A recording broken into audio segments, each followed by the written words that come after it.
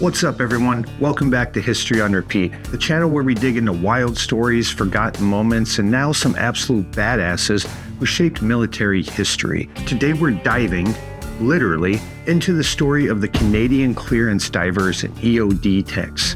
These are the folks who wake up in the morning, put on a wetsuit and say, "You got a bomb problem? Sure. We'll dive into that monster soup you call the ocean and fix that for you." Because apparently that's just a normal Tuesday for them. But before they were Canadians' modern underwater bomb squad, they started as a tiny group of specialists doing some of the most dangerous work in the military, often with almost no recognition. This video was made at the request by one of you watching right now. He simply commented and asked me to look into this elite group of men, and I gotta tell you, I wasn't disappointed. So with that said, Sean, this one's for you. But first, yeah, believe it or not, I got a sponsor. Someone actually wants me, of all people, to talk about their products. Crazy, right? So today I'm talking about Dubby. And you might be asking, are you talking about that American-based company that pops up on our socials all the time asking creators to help collab with them? The one that everyone thinks is a scam that actually isn't a scam and actually supplies energy-deprived individuals with a plethora of options to get fucking jacked? Yeah, those guys. Why? Because they're the first to ask me, and beggars can't be choosers. So if you're one of those people that are saying to yourself right now, boy, I feel like I'm ready to have a heart attack while playing my 253rd character in the 17th reiteration of Skyrim, then go check out Dubby. And if you like what you see, you can get 10% off using my promo code HistoryOnRepeat. Ain't that nice? In all reality though, I did research into the company, and even though it's not technically a sponsorship because I'm not getting paid directly by them, I thought, let's try it out and see what happens. Besides, it's kind of cool saying that I got a sponsor. So check them out, or don't, or do whatever you like. But now, let's get back into the reason why you're all here. It's History on Repeat. Hell yeah. The beginning of Canadian clearance diving goes back to World War II. At the time, the Allies were figuring out how to deal with a problem that definitely wasn't covered in basic training. The Germans were mining literally everything. Harbors, ships, beaches, even places that civilians used every day. Canada had sailors trained in mine warfare, but the really niche stuff, defusing mines underwater, salvaging wrecks, clearing harbors, that required specialists. So in the early 1940s, Canada began sending small numbers of Navy personnel to train with the Royal Navy's Pea Parties and rendering mines safe. Teams in the UK, which were basically the OG bomb techs, these were the guys diving into cold, murky water with early diving gear that looked like it belonged in a sci-fi horror movie. They learned everything from cutting open unexploded ordnance to literally swimming up to a mine, tapping it, and hoping it wasn't the wrong type. Among the earliest were men like Chief Petty Officer First Class Bill Pud Graves, a legend in the post-war Navy. Graves was one of the first Canadians to complete the advanced mine disposal training with the Royal Navy. He later helped shape the early diving schools on the West Coast. One diver remembered, Pud could look at a mine, tap it twice with a wrench, and tell you exactly what kind of fuse it had. The guy was like a bomb whisperer. By the end of the war, Canadians had been involved in clearing mines in European ports, helping restore shipping lanes, and making sure civilians didn't accidentally turn themselves into confetti.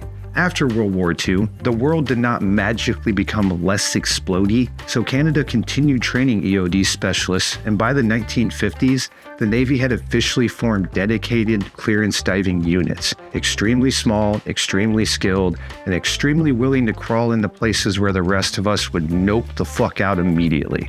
'Cause, monster soup. No, no, no, no! Hell no! No! No! I refuse. No!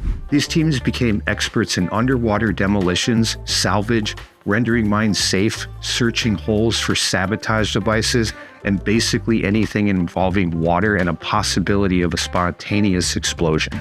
During the Cold War, clearance divers routinely searched ships' hulls for sabotage charges. This meant swimming underneath ships with almost zero visibility. One diver, PO1 Gordon Tate, remembered searching a Soviet trawler suspected of laying surveillance gear. It was pitch black, and I'm feeling along the hull when my hand crosses on a metal box strapped under the waterline. My first thought was, well, that's it. Turned out to be a toolbox the crew dropped, but I swear it aged me 10 years. Another diver joked, we didn't need flashlights, we needed therapists. I told you. I told you. Did I not say that? Even in peacetime, these divers dealt with leftover World War II ordnance, unexploded naval mines drifting into Canadian waters, and those pesky Cold War sabotage concerns I mentioned just a bit ago. One early diver, A.B. Doug McNeil, described a dive off Esquimalt in the 1950s where they found a World War II-era moored mine still armed. He recalled, we didn't have fancy ROVs or remote tools. If you wanted to know what fuse it had, you swam up and you had to look with your own damn eyes. The water was so murky I had to feel the horns with my hands. Each one felt like touching a live snake. Another diver, PO2 Richie Fraser, described clipping onto an object underwater that he thought was a rock. I gave it a shake and the rock pings like metal. Bill Graves swims over, looks at it and says, yep, that's not a rock, that's a bomb. Real calm like he's talking about the weather. Because if you haven't guessed it by now, these guys are built different. All right, so story time. It's 1967, Montreal. Canada is hosting Expo 67, one of the biggest world fairs ever held. Millions of people from around the globe are visiting, including VIPs, diplomats, celebrities, and more than a few people who would have been big Cold War targets. So, of course, someone reports a bomb. Security shuts down the area, but they need experts. They call in the Navy's clearance divers, because if there's a mysterious device that nobody knows what the hell it is, you bring in the people who spend their whole lives diffusing stuff underwater while the current pushes them around like a pool noodle. Or, yeah. According to accounts from the time, a suspicious package was discovered in a pavilion area, and it had all the classic bomb look going for it. Wires where wires shouldn't be, a container that didn't belong, and a whole lot of tension in the room. When the suspicious device was reported, the Navy dispatched a small team of EOD-qualified clearance divers from the HMCS York and the HMCS Hochelaga. The team included CPO-1 Graves, PO-2 Connolly, and PO-2 Fraser, basically the dream team for this scenario. I mentioned the other two guys already, Graves and Fraser, but here's what a fellow diver said about Connolly. If Connolly volunteered to go first, you knew the job was going to get done. He was quiet, but the man's nerves were cast iron. So yeah, those guys were legit. And to prove that, almost immediately, they got everyone as far away from the danger as they could, then walked back toward the thing that could literally turn them into pink mist without warning. Working methodically, they opened the device, checked the components, and traced the wiring. Fully ready for the worst. And after all that, turns out it wasn't actually a bomb. But that's the thing, they didn't know that going in. They treated it like it was live, they faced the fear, and they neutralized a potential threat to thousands of people, including the world's biggest VIP crowd of the decade. It's one of those moments where nothing exploded, and that's the victory itself. Connolly later told a journalist in the 80s, I kept thinking, of all the places to go up and smoke, not the World's Fair, please. But the training kicks in, and you do what you've rehearsed. Fraser said, the weird part was of how quiet it was. Thousands of people, and suddenly you could hear your own heartbeat in your wetsuit. Fraser also added, people think bomb techs are fearless. No. You're scared, you just don't let fear make decisions for you. Graves later summed it up perfectly. It's never a waste of time to treat a suspicious device like it's the real thing. One day it will be. While clearance divers specialized in underwater and naval explosion hazards, Canada also needed bomb techs who could handle the stuff on land. Artillery shells, UXO from World War II training ranges, IEDs, damaged munitions, old grenades someone found in Grandpa's shed, you name it. Where on earth did you get these? Found them. You found them? And what is this? Sea mine? Sea mine.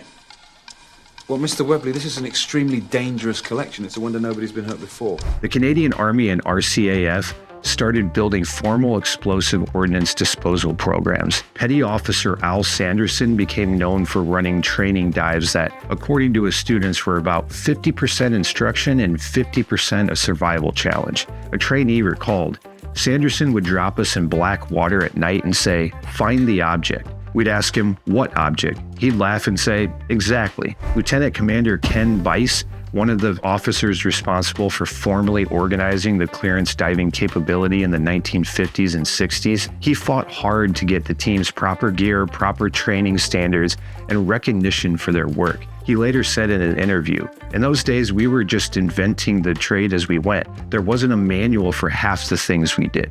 These schools evolved into the modern EOD training pipelines that support everything from domestic bomb scares to overseas operations like Afghanistan. And whether on land or underwater, the reputation was the same: hyper-disciplined, cool under pressure, and very aware that one wrong move could ruin your whole day. Canadian clearance divers and EOD tech have never been the loud, bragging type. Their big wins are usually the ones you never hear about because nothing blew up today doesn't generally make the news. Behind the scenes, their history is full of insane courage. So let's recap. In the Cold War, divers inspected ship holes for sabotage devices placed by foreign operatives, sometimes in near zero visibility, feeling with their hands to identify explosives by touch alone. In Afghanistan, Canadian EOD teams neutralized EODs on roads heavily seeded with bombs, often working with American and British forces. Many were decorated for bravery, and several risked their lives repeatedly to keep convoys and civilians safe. In domestic operations, these teams deal with everything from leftover artillery shells in training areas to, "I found this in my attic. Can you check if it's live?" Nah, just a load of junk. Spoiler, sometimes it is. And through it all, the mindset is the same. Stay calm, stay methodical, and trust your training, because you don't get second chances. And here's some quotes that stood out to me from some of these guys. Slow is smooth and smooth is safe. If you can't see it, feel it. If you can't feel it, leave it alone. Your breathing is your safety line. If it's fast, slow down. If it's slow, speed up. Canadian clearance divers and EOD techs grew out of necessity, a combination of wartime improvisation, Cold War adaptation, and sheer human grit. Today, they're among the most respected specialists in the Canadian Armed Forces. They operate globally, support NATO missions, and respond to domestic emergencies, and represent a level of professionalism that's hard to overstate. They're the folks who walk into danger or dive so everyone else can live in peace. So that's the story.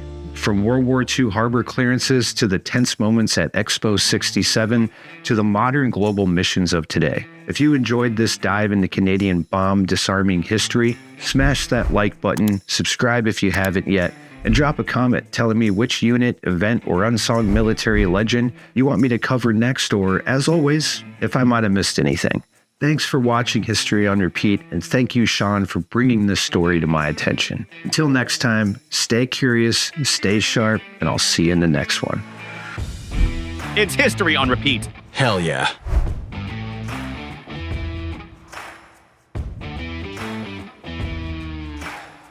One early diver, A.B. Doug McNeil, described a dive off the Esquimalt.